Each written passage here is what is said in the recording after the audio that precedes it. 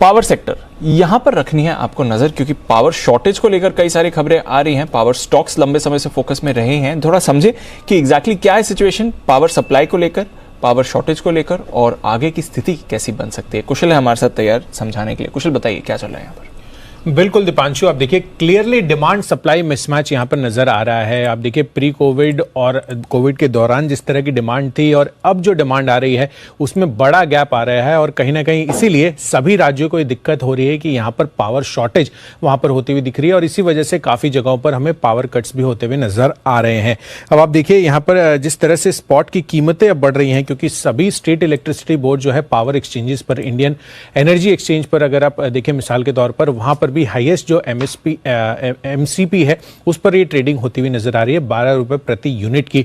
तो ये एक इंपॉर्टेंट चीज है। पिछले कुछ दिनों में यहां पर ये लेवल्स बढ़ते हुए नजर आए हैं, और अगर आप देखें तो जो रेगुलेटर सीईआरसी है, इसी वजह से उन्होंने अप्रैल महीने में ही, अप्रैल की स्टार्ट में ही यहां पर जो स्पॉट पावर की कीमत है वो 12 रुपए प्रति यूनिट कर दी थी। तो जो कैपिंग लगाई गई है उसके हिसाब से आप देखिए कंज्यूमर्स थोड़े से प्रोटेक्टेड फील करते हुए नजर आ रहे हैं। इनफैक्ट अगर आप देखें तो यहां पर छोटी अवधि में बिजली दरों में जो तेज बढ़त होती हुई दिखी है, अब ये कब तक चलेगी ये कहना काफी मुश्किल है, बट जिस तरह से ट्रेंड आगे के लिए नजर आ रहे हैं हो सकता है कि ये कंटिन्यू ही होता हुआ नजर आए, क्योंकि इंडस्ट्रियल मांग भी बढ़ रही है, और आप देखिए तो औसत तापमान वहां पर भी हमें बढ़त देखने को मिल रही है। पावर ट्रेंड्स की बात करें पावर मांग में, तो FY23 में एक्सपेक्टेड मांग जो है 230 गीगावाट की हो सकती है, जबकि FY22 में 203 था ये, और अगर आप नॉर्मल ईयर FY19 की भी बात करें या FY20 तो 170 से 180 की रेंज में था। तो उसके कंपैरिजन में काफी सिग्निफिकेंट डिमांड स्पाइक आगे चलकर हमें एक्सपेक्टेड है, और कहीं ना कहीं जो शॉर्टेज है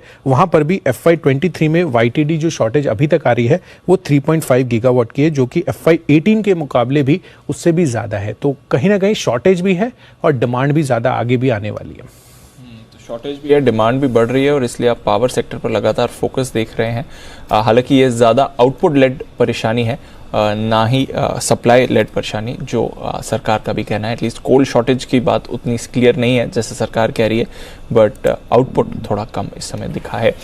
एक राय लेनी है टाटा पावर के चार्ट पर, क्योंकि वैसे तो बड़ी तेजी में था ये, और जब तक ब्लैक रॉक की डील अनाउंस हुई तब तक तो ऑलमोस्ट 298 के लेवल से गया, वहां से 15-18% की गिरावट ये दिखा चुका है, और वापस उन्हीं लेवल्स पर आ गया जहां से रैली टाटा पावर में शुरू होती हुई दिखी थी। किरण जी, टाटा पावर 250 के नीचे अब क्या राय है इस पे सर?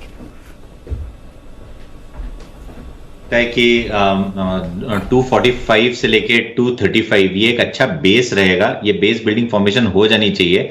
बहुत अच्छे वॉल्यूम्स के साथ इसने एक ब्रेकआउट दिया था, मल्टीपल टॉप लेवल्स का ब्रेकआउट दिया था, उन्हीं लेवल्स के आसपास ट्रेड करता है, पर थोड़ा सा नीचे आए, थोड़ा सा बेस बिल्डिंग करे और उसके बाद अगर चलता है तो बहुत अच्छा चलेगा। अभी इस सीरीज के लिए काफी लॉन्ग पोजीशन स्ट्रैप हो चुके हैं, तो अगले 2-3 दिन थोड़ा सा वोलेटाइल रहेगा, थोड़ा से लोअर लेवल्स देखने को मिल सकते हैं, पर इन 10 रुपए के एक्यूमुलेशन जोन रहेगा 45 से 35, और आपका स्टॉप लॉस 25 रहना चाहिए मीडियम टर्म आउटलुक के साथ। आपको 1 से 2 महीने देने चाहिए, क्योंकि जो वॉल्यूम्स आए थे 260 से 290 के रेंज में वो सब लोग ट्रैप हो चुके हैं। तो मेरा मानना है कि अभी बेस बिल्डिंग फॉर्मेशन हो जाएगा, नए लॉन्ग पोजीशंस एंटर हो जाएंगे, और उसके बाद आपको मूव देखने को मिलेगी। शॉर्ट टर्म में मुझे कुछ नहीं लगता टाटा पावर में बड़ी मूव आने की।